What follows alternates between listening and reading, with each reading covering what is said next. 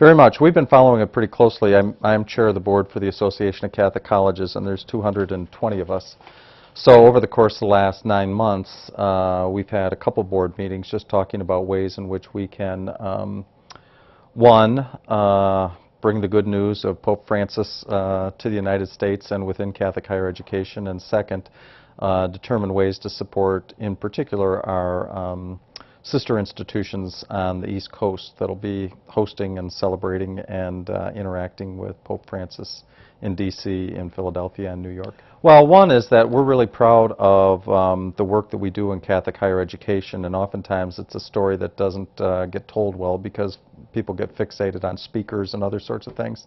But at the end of the day, what the Pope has been talking about since he was named ranges from how do we continue to advance and support church teaching, do so in a way that mercy and compassion and respect prevail, and to the extent that he can focus on the world's population who are poor, both from a financial standpoint, but also in terms of lacking human dignity. I think what you're hearing is what we're hearing. My guess is that there will be 3 central themes. One will relate to immigration. How do we care for those who are born in different borders and provide hospitality and allow human dignity to reign supreme? I think a second is care for and feeding of the environment. To what extent do we advance policies, support systems that look out for future generations in a systemic and holistic way?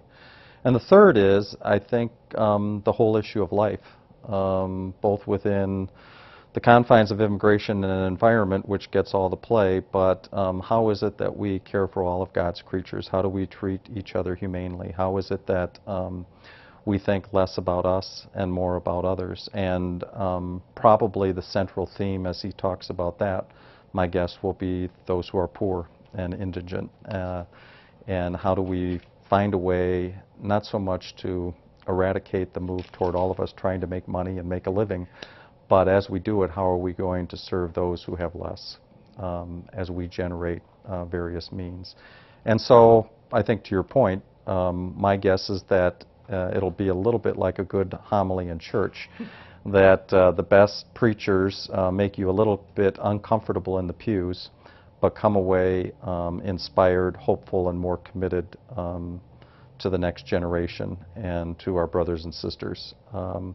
But clearly there will be some discomfort on both sides of the aisle. Particularly here on campus, you can see, I think students are much more active both in the liturgical life of the college as well as the service life of the college. And I think it's in part because of this energy that Pope Francis brings. I think the other thing that happens is really from the Catholic intellectual tradition standpoint, that because he's become such a popular figure, I mean, check out Twitter, right?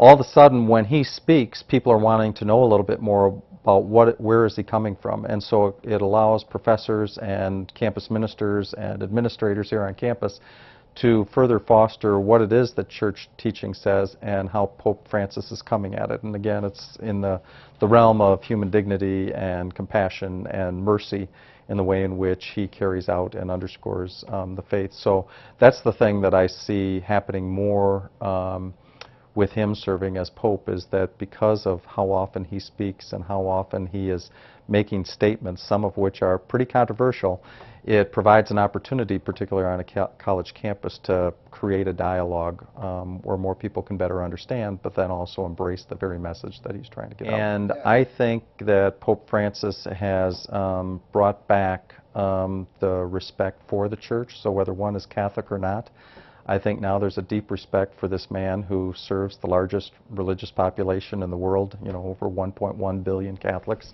So he's inspired those who have been kind of on the fence or apathetic with regard to the faith, but those who are of a different faith tradition, Christian or otherwise, are also seeing this man as a great inspiration and someone whom they can really support. Perhaps not convert, but certainly support the messages that he's trying to define. I don't know where I'll be and exactly when it's going to be taking place, but if it's on campus, I'll try and gather with a few students and faculty and staff to watch it together. If it's later in the evening, I'll probably be at home and watching it with my kids. So one way or the other, I'll make sure that I'll watch it and follow very deeply. And